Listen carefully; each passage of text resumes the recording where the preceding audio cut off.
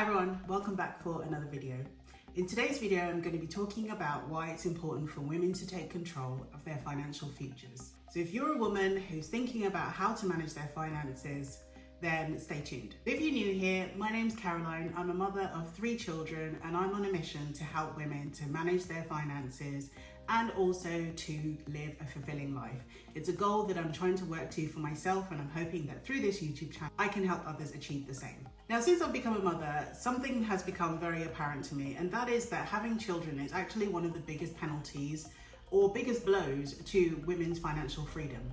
That's not to say you shouldn't have children. I obviously have 3 of my own and I do not regret having them. They are my greatest gift and my greatest achievement.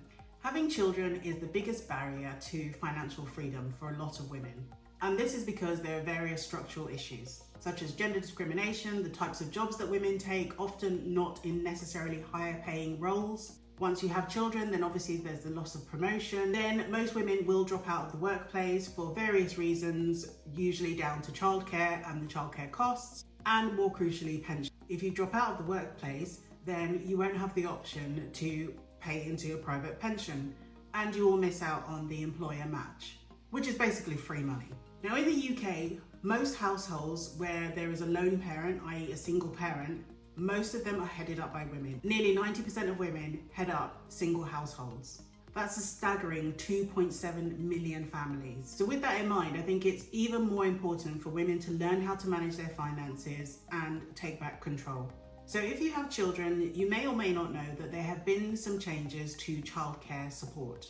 First, in April of 2024, the government introduced some changes to how they fund childcare.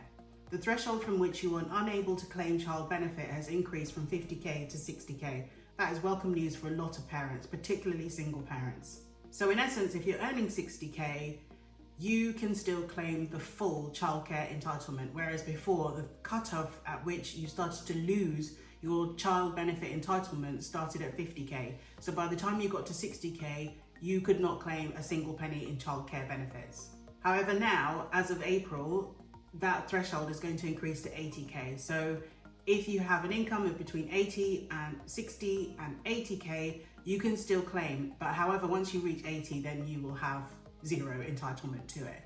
Once you get to 60k, you start to lose 1% for every £200 that you earn over 60k. Now this is great for a lot of families, but it's actually not as beneficial for families where you have a single person in the household. So if you are a couple earning 120,000, you would be entitled to the full childcare benefit allowance. Whereas if you're a single person, then you get cut off at 80k. And actually, as a single person, you would probably need a lot more to look after a child versus a couple who can combine incomes, combine expenses to reduce the burden of childcare on that household.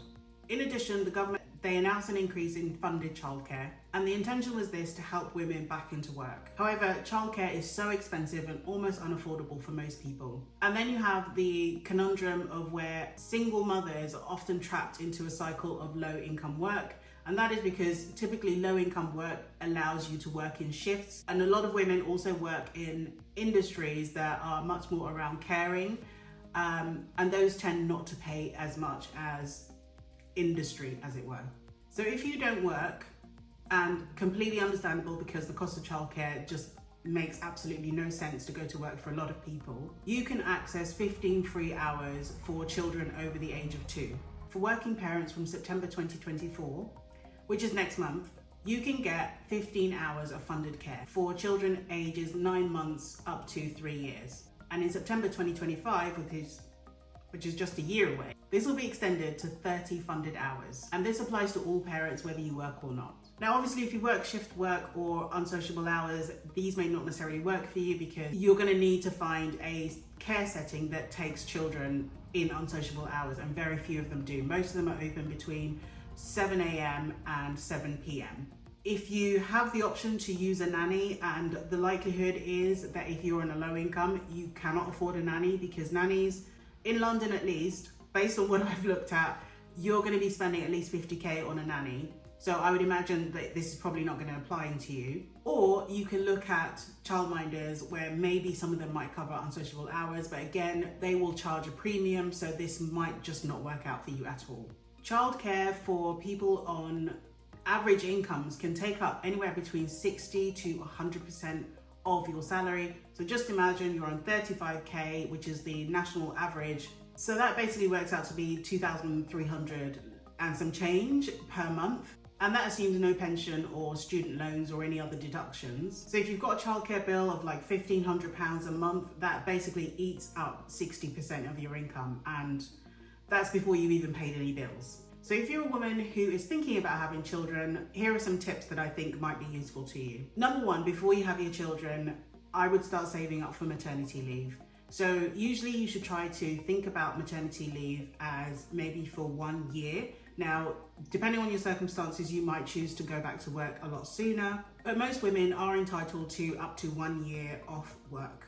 Now, to work out how much you would need to save for maternity leave, you might want to think about the fact that you get 6 weeks of your ordinary pay at 90%. So at least to some degree, you've almost got 1 month of a full salary banked because it is the statutory minimum that you would expect from your employer. So then you would have to think about saving for the remainder of the 11 months, let's say, if you were intending to take the time off. Now, if you're self-employed, the rules are slightly different, but the principle still applies. So essentially you would get £184 roughly, let's call it £500 a month for up to 9 months. So for both people who work for somebody else and people who are self-employed, you can expect to have about £500 every single month from the government up until your child turns 9 months, and after 9 months there is zero. Sorry. Then number two, I would say that you should prepare to continue to pay into your pension even while you're on maternity leave. Now, while you're on maternity leave, you might be tempted to just stop making pension payments because, you know, every £100, every £200, every £300, however much you're paying in makes a difference when you're not actually getting money in. However, my advice always to any young woman who's thinking about having children is look for an employer where they have very good maternity pay.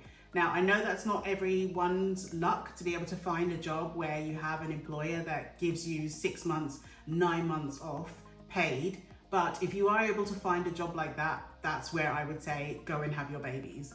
Because often those kind of companies, when you return back to work, just have much more infrastructure around helping you integrate back into the workplace. The other thing just to bear in mind is that while you are on maternity leave, even if your income falls, your employer still has to continue to make pension contributions for you. So for example, if your minimum required for you to pay into a pension is about 5%, and then your employer would usually match about 3%.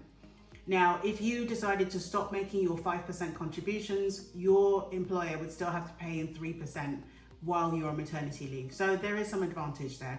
But also I would say that rather than cancelling all of your maternity payments, I would just say reduce the percentage to which you would pay into your pension. And then when you come back to work, you can ask for flexible working. I mean, I don't work flexibly, but I know when I initially returned back to work, I did request for some flexible working. I asked to return back to work for 3 days a week, and then I used my annual leave, which you will accrue while you are on maternity leave. So if you had like 25, which is kind of like the standard amount of days that most people will get.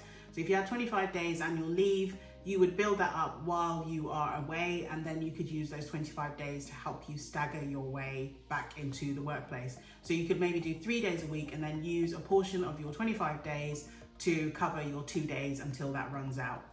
So I hope that's been helpful. If you have any comments, leave them in the comment box, and make sure you subscribe. Thanks for watching. Bye.